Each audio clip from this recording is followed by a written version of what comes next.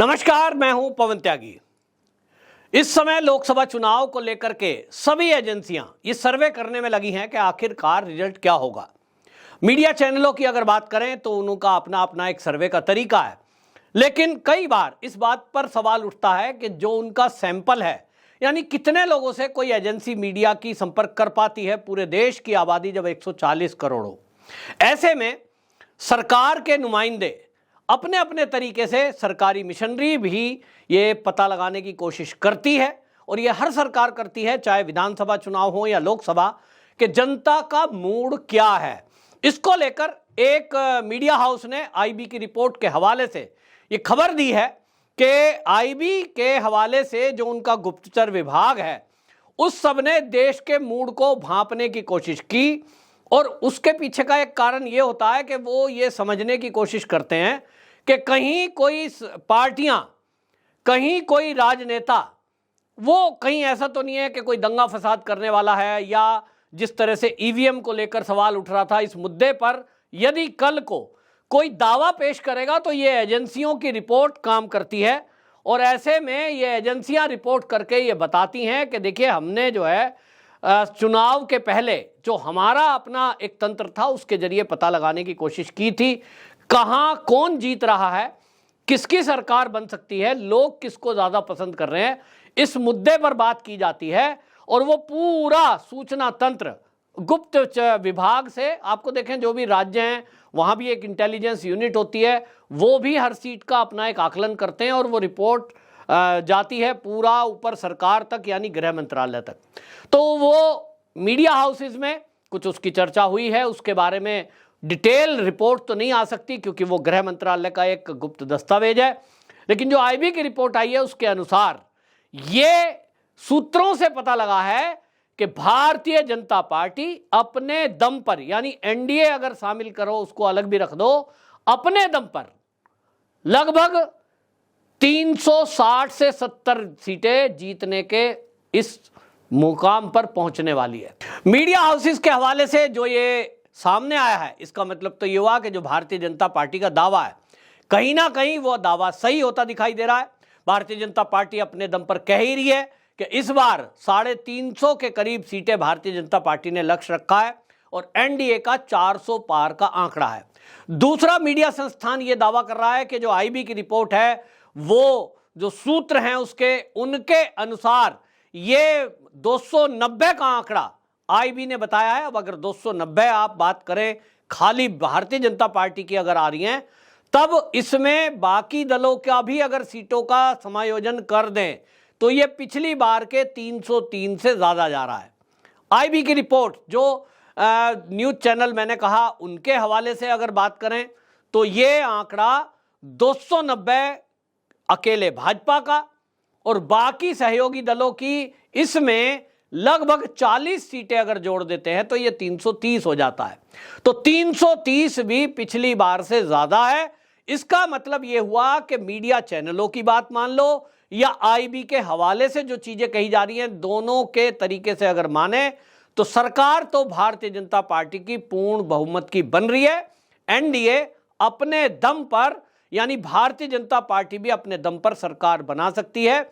अब ये सरकार बनाने की स्थिति में आगे क्या होने जा रहा है, ये भी ये सूत्रों से पता लगता है। और आगे के बारे में ये देख लीजिए, जैसे कि पहले ही पता है कि ईवीएम का रोना शुरू कर दिया था। ये इसीलिए किया गया, खबरें आ गई थी, ये इंटेलिजेंस के पास ये खबरें आई थी कि जो विपक्ष है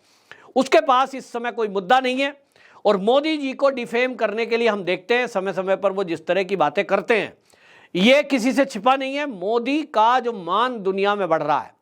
इस चुनाव के बाद अगर तीसरी बार मोदी जी प्रधानमंत्री बनते हैं तो इससे दो बातें होंगी। एक बात, राम मंदिर के मुद्दे को लेकर जो मोदी जी चले, और हिंदुओं की आस्था के केंद्र पर भव्य राम का मंदिर बन रहा है, अभी पूरा नहीं हुआ, बन रहा है, उससे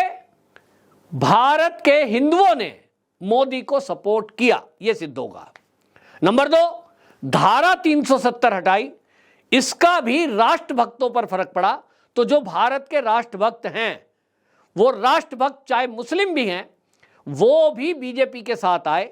कश्मीर में जहां कोई बीजेपी का नाम लेवा नहीं था, वहां भी आज लोग मीडिया में बोलते पाए जाते हैं कि मोदी ने बहुत अच्छे काम किए हैं, धारा 370 हटाने के बाद विकास के काम हुए हैं। दूसरी तरफ जो साउथ के राज्य हैं, तमिलनाडु है, कर्नाटक है, तेलंगाना है, वहां ये कहते थे बीजेपी का तो नाम लेवा कोई है ही नहीं, और इसको तो कहते थे साहब ये तो जो है नॉर्थ की पार्टी है। तो आज वहां अन्नामलाई जिस तरह से काम कर रहे हैं, जिस तरह से मोदी जी तमिल भाषा को लेकर अलग से मैनिफेस्टो में बात कर रहे हैं, जिस तरह से नई संसद में सिंघोल रखा गया, ये सब उस रणनीति का हिस्सा था भाजपा का। और उन्होंने बता दिया है कि अब हमारे एजेंडे में साउथ के राज्य भी सबसे ऊपर हैं, वहीं के लोगों को आगे बढ़ाया जाएगा। हिंदी और गैर हिंदी की बातें होती हैं, वो कहते हैं साहब ये दिल्ली से आते हैं, यहाँ चुनाव प्रचार करते हैं, यहाँ की सीटें जीतती है लोग और फिर हमारे लिए कुछ करते नहीं। इस बार भारतीय जनता पार्टी ने साउथ में जो किया है उसके कारण अब अन्नामलाई को आप देखिए, एक साधारण परिवार का, एक ओबीसी कम्युनिटी का व्यक्ति पढ़ने में होशियार और आईपीएस बन जाता है और दबंग तरीके से वहां काम करते हैं। उसके कारण उनकी छवि है, और वो जो उन्होंने समाज में किया, जो अपनी ईमानदारी से नौकरी की, उसके कारण भाजपा ने उनको आगे बढ़ाया। ये भी एक अफसर जो हैं उनके अंदर एक छवि जारी है कि अगर आप देश में मोदी शासन में अच्छा काम करते हैं अपनी सीट पर, जैसे कि एस जयशंकर विदेश मंत्री, जब वो विदेश सचिव थे, उन्होंने जो बेहतरीन काम किया, और जीवन शैली उनकी देखिए, पूरा पारदर्शिता है, तो उसको देखते हुए मोदी जी ने उनको चयन किया। ना कोई राजनीतिक बैकग्राउंड है, ना कोई पहचान है, ना फैमिली बैकग्राउंड ऐसी है, उसके बावजूद भी उनको आज केंद्रीय का मंत्री बनाया, तो उसका रिजल्ट हमारे सामने है। इसी तरह अन्नामलाई को लेकर है, और इसी तरह कई आईएएस और आईपीएस भी पिछले दिनों बीजेपी में जिस तरह शामिल हुए हैं, तो वो दिखाई दे रहा है कि गुप्तचर विभाग की जो रिपोर्ट है वो कहीं ना कहीं दिखाई दे रही है। आपको मैं बात करूं, अगर कांग्रेस की ही बात कर लें, प्रवक्ता थे अजय कपूर, वो कांग्रेस छोड़कर आए। कांग्रेस के प्रवक्ता जो रोहन गुप्ता हैं, कुछ दिनों वो पहले कांग्रेस छोड़कर उन्होंने बीजेपी ज्वाइन की, और उन्हीं के साथ पंजाब की एक पूर्व आईएएस अधिकारी थी परमपाल कौर, उन्होंने बीजेपी को ज्वाइन किया। जब पत्रकारों ने परमपाल कौर से पूछा कि आप आईएएस रही हैं, आपकी जो पसंद है ये बीजेपी कैसे बनी, तो उन्होंने कहा कि भारतीय जनता पार्टी, मोदी सरकार जिस तरह से काम कर रही है वो मुझे दिख रहा है कि हमारे भविष्य के लिए, देश के लिए अच्छा है, और यहाँ मेरे जैसे अफसर के लिए, जो पूर्व अफसर रहे हैं, मेरे लिए अफसरों के लिए अवसर है। ये एस जयशंकर को देखते हुए कहा गया है, और ये एक उदाहरण बनेगा कि क्योंकि सारे सिस्टम को समझने वाले लोग जब राजनीति में होंगे तो उनके लिए सरल होता है। इसी तरह आपको बताऊं, गौरव वल्लभ कांग्रेस छोड़कर बीजेपी में ज्वाइन हुए थे, और उन्होंने कई मीडिया चैनलों पर यह बात खुलकर बोली है कि मैं कांग्रेस में था, कांग्रेस का प्रवक्ता था, मेरा काम था कि मैं कांग्रेस को उसके बचाव में बातें करूं, लेकिन मोदी के विरुद्ध मैंने एक शब्द भी नहीं बोला, क्योंकि बोलने के लिए कुछ है नहीं। ये बहुत बड़ी बात है कि कांग्रेस का प्रवक्ता होते हुए, और हमने उनकी सारी डिबेट्स देखी हैं, मोदी को कभी उन्होंने अपशब्द नहीं बोले। तो ये विपक्षी पार्टी भी जिस तरह की बातें कर रहे हैं, ये दिखाई दे रहा है कि देश के अंदर एक नया माहौल बना है, मोदी जी में लोगों ने विश्वास जताया है, और मोदी जी की गारंटी है, तो उस गारंटी को लोग ये मान रहे हैं कि मोदी जी बोल रहे हैं तो करेंगे ही, क्योंकि भाजपा, मोदी जो कहते हैं वही करते हैं, और जो कर सकते हैं वही बोलते हैं। तो ये सब रिपोर्ट्स के आधार पर कहा जा सकता है कि आएंगे तो मोदी जी ही। आपकी क्या राय है, कमेंट बॉक्स में जरूर बताएं। वंदे मातरम।